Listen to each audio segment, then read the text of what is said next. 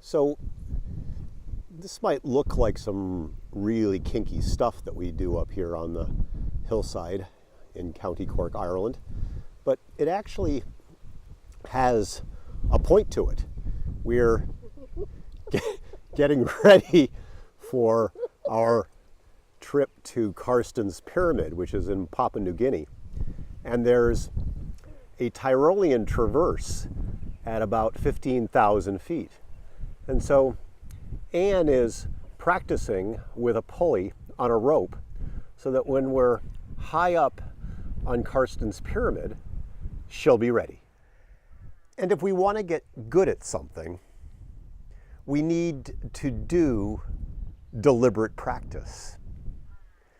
It's easy as we advance in our professional lives to kind of fall back on our experience, to wing it, to tell ourselves that we've got it, that we've got enough background, we've got enough mileage where we really don't have to rehearse, we don't really have to practice. I love the work of Anders Ericsson. He's a professor who is a student of expert and expert on what creates experts. And in fact, Malcolm Gladwell, when he speaks of the 10,000 hour rule for gaining competency in anything, relies on Anders Ericsson's work.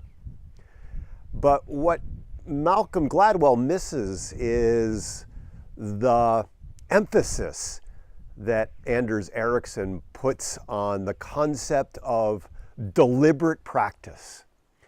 It's not just putting in the hours, it's not just the 10,000 hours, but it's deliberate practice over time that leads to expertise.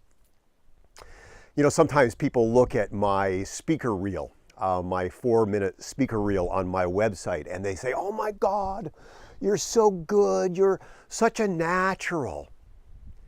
And I'm proud of that speaker reel. You can see it on my website. I really think it's good.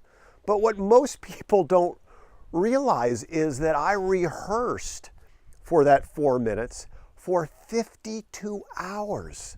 For 52 hours for that speaker reel. That's a lot of rehearsal, a lot of practice. And if we want to get good at anything, whether it be speaking or Tyrolean traverses, whether it be podcasts or sales conversations or writing, regardless of what it is in our business or in our lives, deliberate practice is the key. And it's fun to move beyond our comfort zones, to begin to look for areas in which we want to engage in deliberate practice, to move beyond our comfort zones and do something fun and adventuresome. Doesn't need to be weird stuff with ropes on a hillside. It doesn't need to be Tyrolean traverses, but the magic always is just beyond our comfort zones. And we can move out there confidently with some deliberate practice. Make it a great rest of the day, great rest of the week. Talk soon.